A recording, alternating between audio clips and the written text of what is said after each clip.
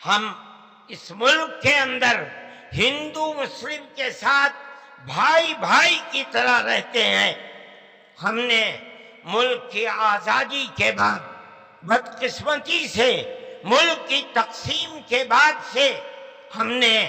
اس ملک کے اندر آپس کے اختلاف کو دیکھا، یہاں تک کہ اختلاف ہوتے ہوتے حکومتیں بدلتے بدلتے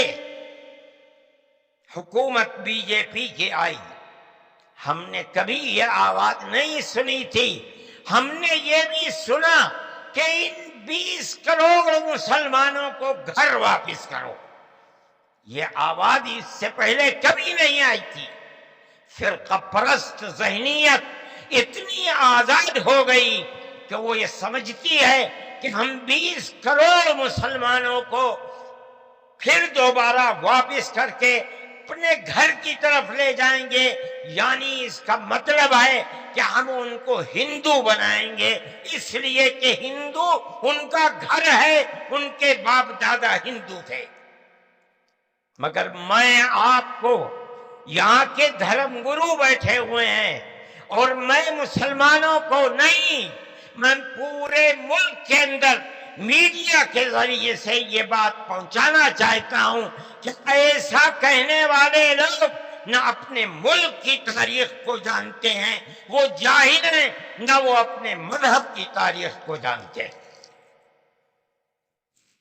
میں جو بات کہہ رہا ہوں وہ کہہ رہا ہوں اور صحیح کہہ رہا ہوں، میں نے اس مسئلے پر غور کیا ہے۔ میں یہ کہتا ہوں مسلمانوں کو یہ بات سمجھنی چاہیے، اور یہ دھرم گرو بیٹھے ہیں ان کو بھی یہ بات سمجھنی چاہیے کہ جس طرح اللہ نے سب سے آخری نبی حضرت محمد صلی اللہ علیہ وسلم کو عرب کی سرزمین میں بھیجا ہے، اس کی حکمت ہے وہ اگر چاہتا امریکہ میں بھیج دیتا، وہ اگر چاہتا ان کو افریقہ میں اتارتا، وہ اگر چاہتا سوئٹزرلینڈ میں اتارتا، وہ اگر چاہتا دنیا کے کسی ملک کے اندر اتارتا، لیکن اس کی حکمت کہ اس نے سب سے آخری نبی، نبیوں کے سردار کو کر اتارا تو عرب کی سرزمین میں اتارا۔ بالکل اسی طرح مسلمان اور ساری دنیا سمجھے کہ بالکل اسی طرح نبی اول الزمان کو، حضرت آدم کو جو نبی تھے، سب سے پہلے ان کو بھارت کی دھرتی کے اندر اتارا۔ اگر وہ چاہتا تو آدم کو افریقہ میں اتار دیتا، اگر وہ چاہتا تو آدم کو عرب میں اتار دیتا،